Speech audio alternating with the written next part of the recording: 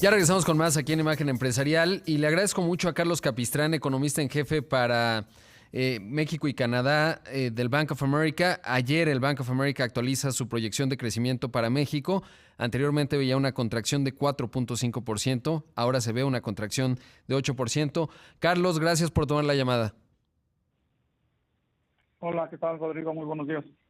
Oye, pues importante esta actualización, leyendo el análisis que emitieron, bueno, decían, pues la economía de Estados Unidos se va a contraer fuerte también, estiman ustedes, proyectan 6%, y algunos elementos, por ejemplo, dicen, la política fiscal puede amplificar los choques externos.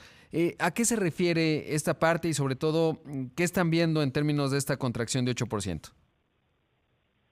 Mira, efectivamente, como dices, cambiamos nuestros pronósticos para la economía mexicana. Ahora esperamos una contracción de 8%, que es ciertamente un número muy grande, ¿no? Sería la peor contracción que hemos tenido en décadas. Pero esto es así en parte porque, como mencionabas, es lo mismo que esperamos en Estados Unidos. En Estados Unidos tenemos una contracción de 6%, que también es la contracción más grande desde la Gran Depresión.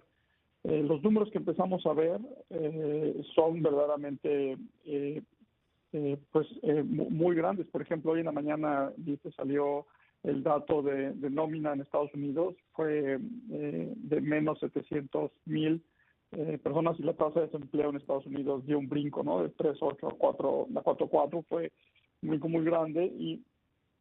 Y entonces los datos que empiezan a llegar de Estados Unidos nos hacen pensar que marzo y el segundo trimestre van a ser particularmente malos. Eso, por supuesto, no son buenas noticias para la economía mexicana. Entonces, si la economía de Estados Unidos va a caer 6%, pues empieza a ser factible que la economía mexicana caiga más que eso, 8%. El segundo elemento, como tú bien decías, es la parte de respuesta política de México. Y ahí, pues, otra vez haciendo comparación con lo que están haciendo otros países, vemos que otros países están dando estímulos fiscales del orden del 10% del PIB, mientras que en México lo que se presentó en precriterios para el 2020 incluye una caída en términos reales del gasto del gobierno. Es decir, más que poner más dinero para poder ayudar a la economía en estos tiempos, el presupuesto está planteando reducir ese gasto. Por eso creemos que eso podría amplificar el impacto en México.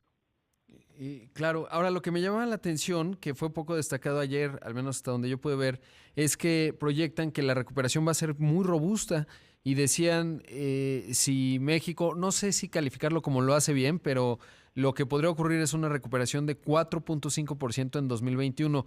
¿Qué se requeriría para que esto fuese así? Bueno, número uno es una parte de eso es un simple efecto base, desgraciadamente. Es decir, no nos vamos a cerrar todo en abril y luego poco a poco volvemos a la normalidad. Entonces, hoy un cine está cerrado en abril, se baja tu actividad brutalmente. En algunos meses se abre el cine y todo el mundo está de regreso, y eso, dado el efecto base, te da un aumento muy importante en la actividad. Entonces, 4.5 es una buena parte, un simple efecto base. Si lo ves en niveles, bajo nuestros pronósticos, nos tardaríamos en recuperar el nivel que teníamos de producción antes de la crisis hasta finales del 2021.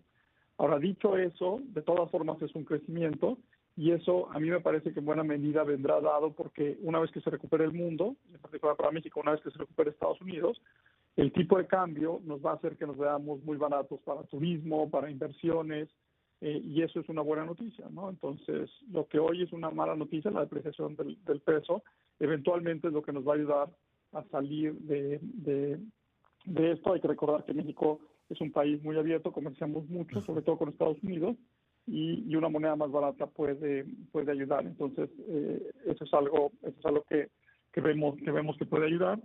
Me preguntas, ¿qué más hay que hacer? Bueno, en la medida en que haya más estímulos fiscales para ayudar a las empresas y ayudar a las personas a sobrellevar estos meses difíciles, bueno, pues más fácil y más rápida va a ser la recuperación.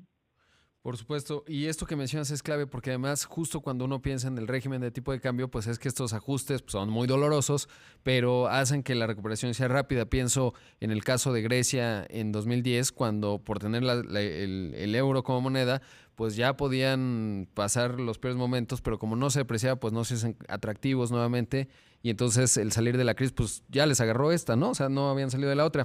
Oye, Carlos, quería saber que la velocidad que estamos viendo, por ejemplo, el dato de los seguros de desempleo en Estados Unidos, que ayer ya en 2 semanas 10 millones de estadounidenses, ya nos das el dato del 4.4% de marzo.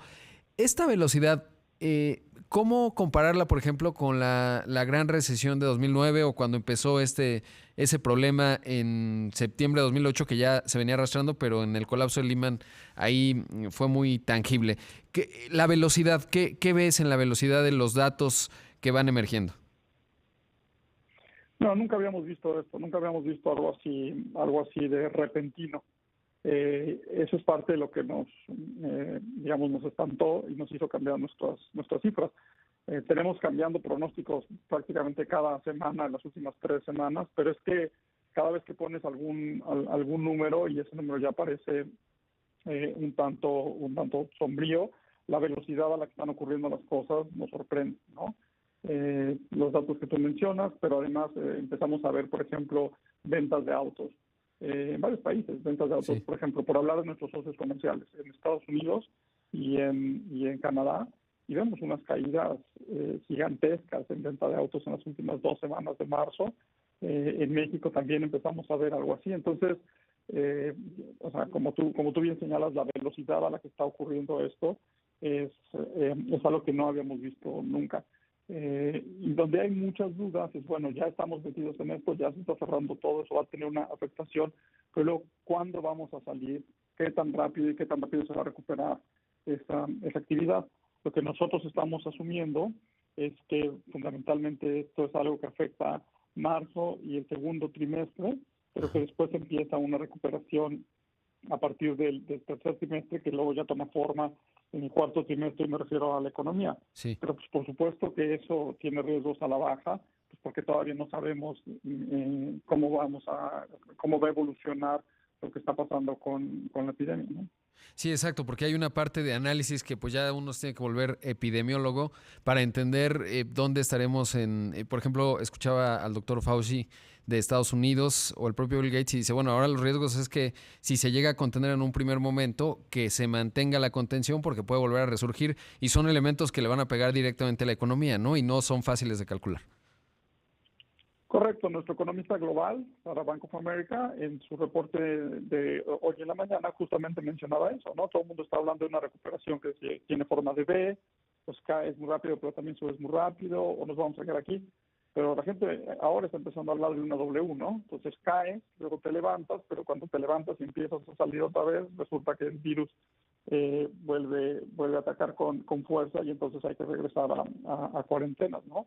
Esperemos no llegar a eso, pero digamos, ya hay reportes que empiezan a hablar de eso como una posibilidad, y eso, por ejemplo, no está reflejado en nuestros pronósticos, ¿no? Nosotros tenemos una recuperación, como te mencionaba, pues ya clara, o sea, que empieza a tomar forma en el tercer trimestre y ya clara en el cuarto trimestre, ¿no?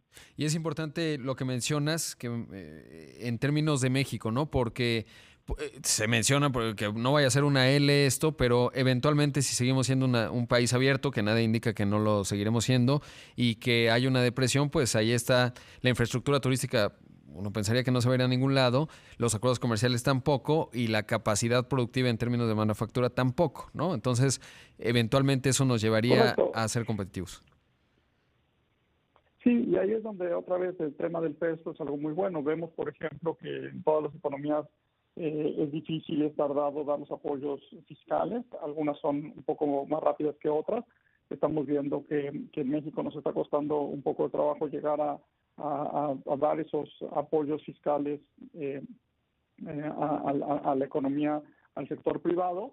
Pero afortunadamente nuestra principal variable que absorbe los choques externos, que es el peso, pues se mueve muy rápido. Entonces esta ya se movió y, como decíamos, en un primer momento puede incluso llegar a ser contraccionario para la economía la depreciación tan rápida que tuvimos, pero eventualmente sin duda es la principal variable que nos ayuda a salir adelante una vez que la contingencia sanitaria pues empieza a pasar, ¿no?